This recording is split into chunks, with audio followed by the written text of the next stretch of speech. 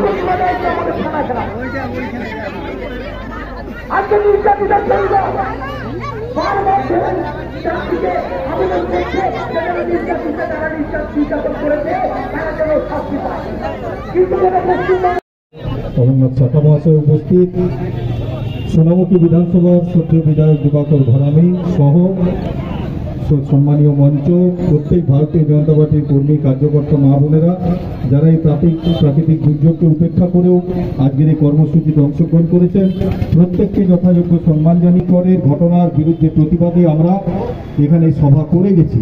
এবং তার পরবর্তীকালে আমরা দেখেছি যে গতকাল এখানে এই জায়গা থেকে ওনার বুকে তৃণমূল কংগ্রেসের দুষ্কৃতীদের একটি সভা হয়েছে। সেই দুষ্কৃতীদের নাম আমি করতে চাই না, নাম করে তাদের হাইলাইট করতে চাই না। ইন্দাস থেকে এক বালিচোর এসেছিল, আবার পুলিশল থেকে এক গাছ চোর, যে জঙ্গল সাফ করে। এখানে ওন্দা থেকে একজন আছে, আমার ভাই বলে ইলেকট্রিক চোর, তার সঙ্গে এমন কোনো চুরি নেই যে ওন্দাতে সেই চোর জড়িত নেই। এবং বিভিন্ন চোর দিকে নিয়ে এখানে একটা সভা হলো, এবং সবার উদ্দেশ্য কি?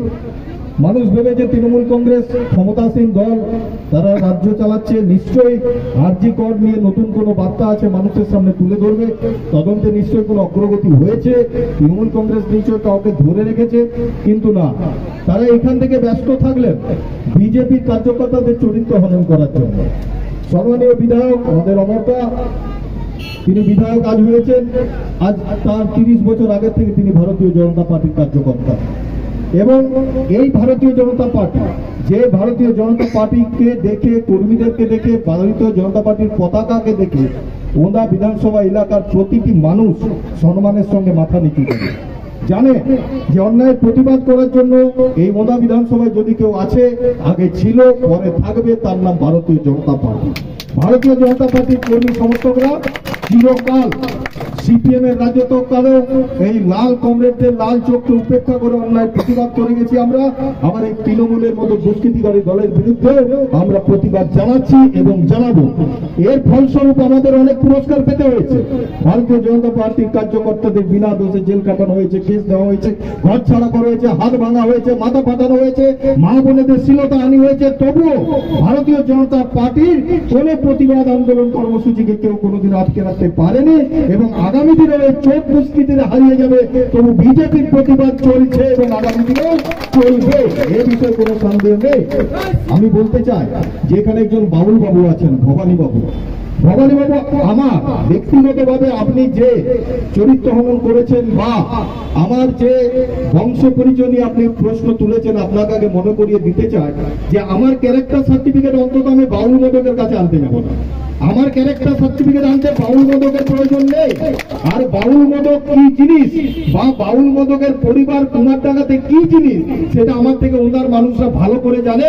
এবং আমি মনে করে দিতে চাই যে বাউল মদক জেনেরা, তোর পরিবারের কেচ্ছা যদি আমি ওনার চৌমাথায় বসে একবার পর্চা পড়তে শুরু করি, কাল থেকে